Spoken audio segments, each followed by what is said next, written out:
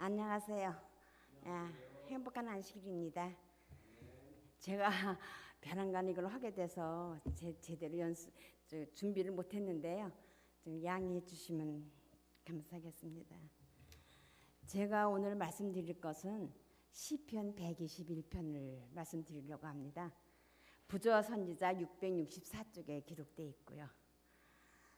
시편 121편 1절서부터 8절까지 제가 읽어 올리겠습니다. 내가 산을 향하여 눈을 들리라. 나의 도움이 어디서 올까? 나의 도움은 천지를 지으신 여호와께서로이다. 여호와께서 너를 실족하지 아니하게 하시며 너를 지키시는 자는 졸지도 아니하시리로다. 이스라엘을 지키는 이는 졸지도 아니하시고 주무시지도 아니하시리로다. 여호와는 너를 지키리라. 여호와께서 네 오른쪽에서 네 그늘이 되시나니 여호와께서 너를 지켜 모든 환난을 면하게 하시며 또 내 영혼을 지키리로다. 여호와께서 이래 여호와께서 너의 출입을 지금부터 영원까지 지키시려다. 아멘. 우리 주위에는 진짜 많은 아픔과 절망 가운데서 사시는 분들이 많은 것 같아요. 그러나 지금 제가 읽은 이 시는 아름다운 시죠. 많은 사람이 다 좋아하고요. 저도 시시때때로 이 8절까지 음절이고 있습니다. 근데 이 시의 배경은 이렇답니다. 이스라엘 백성들이 절기를 지키기 위해서 성전으로 올라가면서 부르던 노래라고 합니다. 그래서 순례자의 노래라고도 이름이 붙여져 있대요. 그러나 예루살렘 성전이 산 꼭대기에 있었기 때문에 성전으로 가는 길이 그리 쉽지만은 않았다고 합니다. 하나님을 만나러 집을 떠나서 이스라엘로 가는 길에 처음에는 얼마나 설렘과 기쁨과 즐거움으로 나섰겠어요. 하지만 성전이 산꼭대기에 있었기에 가는 길에 예상치 못했던 위험이 있었겠죠. 동물들의 위험과 낙상의 위험과 또한 견디기 힘든 더위 등등 여러 가지 이유가 있었겠죠. 그러나 그럴지라도 이스라엘 백성들이 이 노래를 함께 부르며 성전으로 올라갈 때 얼마나 서로가 위로가 되었겠어요. 그를 쉽지 않은 긴 여정을 하나님께 함께 하여 주실 줄 믿었습니다. 이 시는 누가 지었다고 알려져 있나요? 이 시는 다윗이 썼는데 이 시를 썼을 때 배경은 다윗이 항상 사울로부터 도망 다니는 그 길 중에서 광야를 지나가는 길에 그는 가장 자기가 신뢰했던 선지자 사무엘이 있었죠. 사무엘이 그 당시에 죽었어요. 그래서 그를 믿고 신뢰하고 그와 항상 한편이었던 선지자 사무엘의 그 당시 죽음이 있었던 사실이 다윗에게는 엄청난 아픔이었고 충격이었어요. 얼마나 안타깝고 걱정과 염려로 이제 이 선지자 사무엘이 없어도 사울로부터 항상 쫓겨다녀야 하는 이 상태에서 그 위로도 아무한테 받을 수 없는 상태에서 성전으로 가는 길에 이 노래를 불렀던 것입니다. 이 시의 주제는 무엇일까요? 이 시편 121편에는 여러 번 반복하는 단어가 나옵니다. 뭐냐면 지키라는 단어입니다. 6번 등장해요. 바로 하나님이 다윗을 지키신다는 거죠. 다윗이 처해 있는 어려움과 아픔과 절망 가운데 지키시고 또는 나 자신도 지키신다는 것이죠. 하나님의 도움이 절대적으로 필요한 다윗이 진짜 절망 가운데 부르짖는 절규입니다. 처음에는 나의 도움이 어디서 올까로 시작해서 하나님의 감사로 끝마치는 이 노래가 시편 121편입니다. 근데 제가 요사이 좀 공부하는 게 있어요. 뭐냐면 묵상 방법이에요. 1, 2, 3 묵상 방법을 배우고 있는데 그거에다가 이게 살펴보면 정확히 알 수가 있대요. 예를 들어 우리 몸에는 뼈대가 있죠. 근데 뼈대 위에 뭐 신경, 연골, 피부 등등을 합하면 우리가 볼 수 있는 육체가 되죠. 그리고 건물도 마찬가지입니다. 건물도 골조가 있고 그 골조 위에 석회, 뭐 콘크리트, 흙 뭐 이런 걸 섞고 또 나무도 심고 해서 우리가 볼 수 있는 건물을 짓는 것처럼 이렇게 복음도 우리가 볼 때에 확실한 뼈대를 찾아야 된다고 합니다. 한 구절을 보더라도, 한 문장을 보더라도, 한 책을 보더라도 정확히 뼈대를 찾아보면 다 이해하기가 쉽다고 해요. 우리가 지금 1, 2, 3 복음은 우리가 할 수 없이 죄를 지었기 때문에 모든 문제가 있습니다. 사망과 절망과 아픔과 걱정과 염려들이 죄로부터 오는 그 고통을 우리는 1번 인간 상태라고 합니다. 이것이 하나의 뼈대입니다. 두 번째 뼈대는 그럴지라도 하나님께서 독생자를 예수를 보내시면서 예수를 믿어라 하는 오직 예수로 초청하십니다. 이것이 두 번째 뼈대고요. 또 마지막으로는 예수를 믿게 되면 어떤 결과가 오나요? 하나님께서 우리에게 주시고자 하는 약속과 축복이 우리에게 이르러 옵니다. 그래서 우리가 배우고 있는 1, 2, 3 묵상은 인간은 문제가 있다. 그것에 대한 해결책이 무엇인가? 오직 예수 2번으로 주신 해결책을 찾아보고요.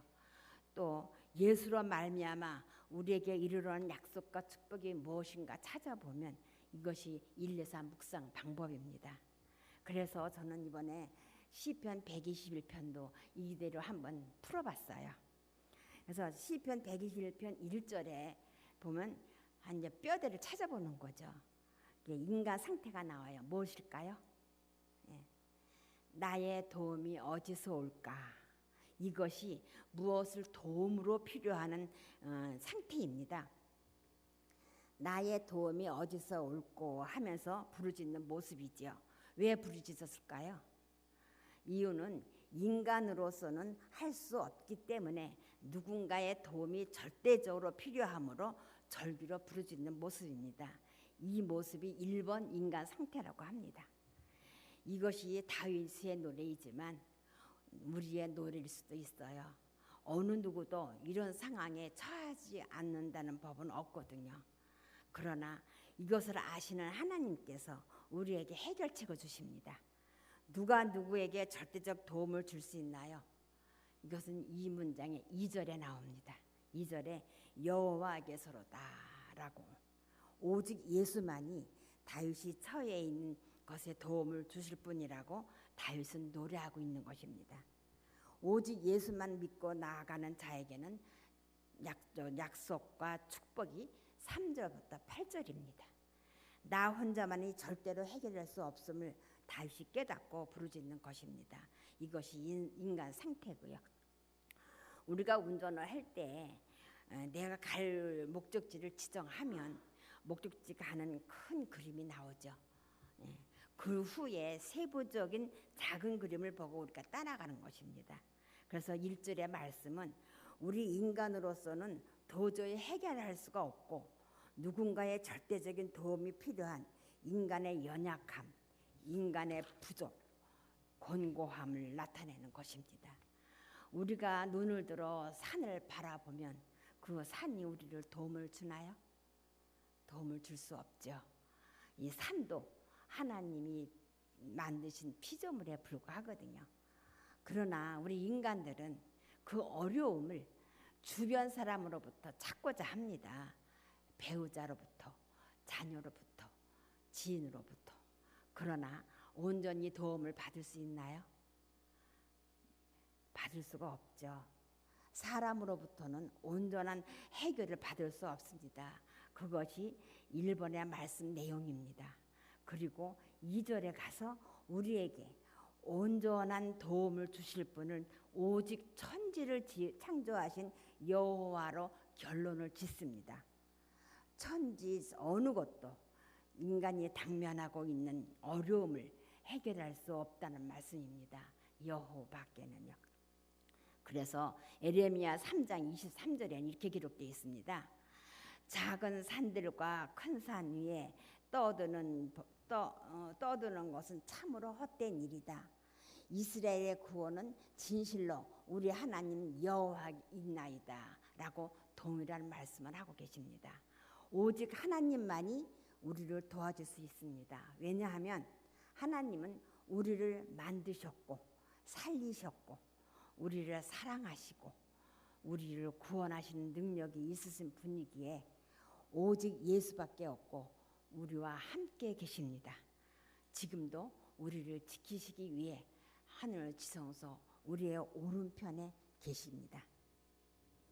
그래서 우리는 땅의 것을 바라볼 것이 아니라 위 것을 생각하고 바라봐야 합니다. 생명이 없는다. 그러나 생명이신 예수 그리스도로 말미암아 내가 생명을 얻어서 살게 됩니다. 이것이 113 묵상입니다. 그럼 하나님이 우리를 어떻게 도우시는가를 살펴봐야죠. 우리가 예수를 믿으면 우리한테 오는 약속과 축복이 3절부터 8절이라고 그랬죠. 그래서 하나님 말씀에 3절부터 4절은 나를 실족하지 않게 하시고 졸지도 않고 지키신다고 하십니다. 나뿐만 아니라 모든 이스라엘 백성들의 발을 미끄러지지 않게 하시고 넘어지지 않고 졸지도 않게 지키신다고 하십니다. 그러나 사람은 참 쉽게 실족을 하죠. 사단이 우리를 연약한 부분을 쳐서 실족하게 합니다.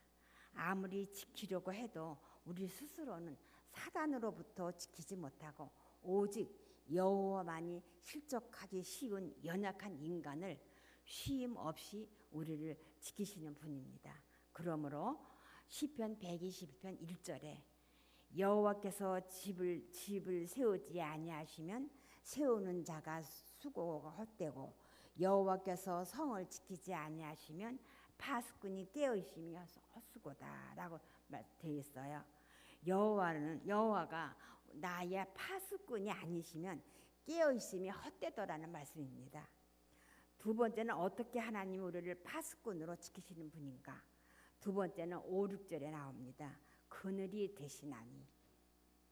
하나님은 어린아이가 아빠 손을 잡은 것 같이 하나님은 우리가 손을 뻗으면 가장 가까운 오른쪽으로 우리를 손을 잡으시고 안전한 그늘로 우리를 인도하십니다.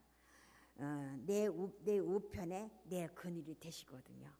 보통 사람들은 거의 오른손 잡이기 때문에 손을 뻗으면 가장 빠른 시간에 손을 잡을 수 있는 것이 오른편이라고 해서 항상 우리는 하나님이 오른편에 계시다고 그러죠. 그래서 오른편에 계시면서 나의 그늘이 되시면서 동행해 주십니다. 그래서 오른편에 계시다고 하는데 우편이라는 데는 또 중요한 뜻이 있어요. 우편은 영광의 자리고요. 축복의 자리고요. 보호하는 뜻의 단어입니다. 보호해 주시기 위하여 오른쪽에 계시면서 우리에게 그늘이 되어 주십니다.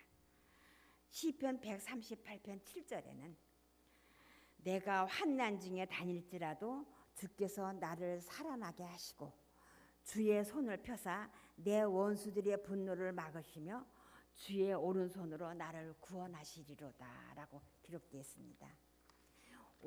오늘 120편 본문의 5절에는 여호와께서는 그늘이 되어 주신다고 말씀하십니다. 사막과 강야를 거닐 때에 팔레스타인의 햇빛은 살인적인 햇빛이라고 합니다. 그래서 이 살인적인 햇빛에서 그늘이 되어 주신다고 하십니다. 당신의 백성을 지키시는 모습이 바로 낮에는 구름 기둥, 밤에는 불기둥으로 지키십니다. 그래서 요나 선지자도 박너쿨을 그늘 삼았다가 하나님이 벌레를 보내서 박너쿨이 다 갉아먹게 되니까 요나가 혼전해서 죽을 뻔했다는 글도 있지요. 팔레스타인의 햇빛이 살인적이기에 구름 기둥으로 하나님은 안전한 그늘이 되어 주시면서 우리와 동행하십니다. 그러므로 우리는 염려할 필요가 없이 하나님 앞이 아니고 뒤를 따라가기만 하면 된다는 것을 그래서 다윗은 이렇게 고백합니다. 시편 16편 8절 내가 여호와를 항상 내 앞에 모시며 그가 나의 오른쪽에 계심으로 내가 흔들리지 아니하리로다. 이 다윗의 고백이 우리의 고백이 되었으면 좋겠습니다. 여호와는 우리의 우편에 계시며 우리를 지키시는 것에 감사하는 고백을 말이죠. 세 번째는 하나님이 우리를 어떻게 지키시는가? 7절에 영육을 지키시는 분이라고 하십니다. 경제, 질병, 자연적인 사고, 수많은 사고에서 지키십니다. 우리에게 환난을 안 주시는 것은 아닙니다. 환난은 예수님 재림할 때까지 우리에게 이르러 옵니다. 그러나 그 환난을 피할 길을 주시고 면케하여 주시고 보존하게 하여 주시고 환난에서 건져서 더욱 강하게 하여 주시고 승리하게 해 주시면서 도와주시겠다는 것이 면케하여 주시겠다는 말씀입니다.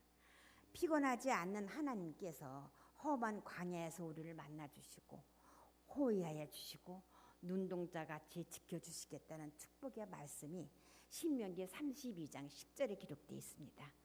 여호와께서 그를 황무지에서 짐승을 부르짖는 광야에서 만나시고 호위하시며 보호하시고 자기의 눈동자같이 지키셨도다라고 기록되어 있습니다. 구렁텅이에서 우리를 건져주시고 보호해 주시는 여호와이십니다. 우리는 하나님을 사랑하고 섬긴다는 것이 하나님이 우리 영혼을 지키신다는 증거입니다. 다윗 혼자 해결할 수 없는 문제 속에서 오로지 하나님만 의지하며 따라가는 다윗을 포기하지 않으십니다. 다윗은 따라가는 중에도 실족을 합니다. 그러나 다시 눈을 들어서 예수님만 바라볼 때에 꼭 필요한 도움을 하나님께 받으며 하나님은 그를 다시 소생시키시고 끝까지 그 길을 인도하여 주시며 하나님과 합한 자로서 하나님과 동행했습니다. 마지막 8절에는요. 다윗이 하나님께 깊은 은혜를 깨달았으므로 믿음으로 고백하는 말씀입니다. 하나님은 우리에게 이런 고백을 듣기를 원하십니다. 8절에 여호와께서 너희 출입을 지금부터 영원까지 지키시리로다. 아멘.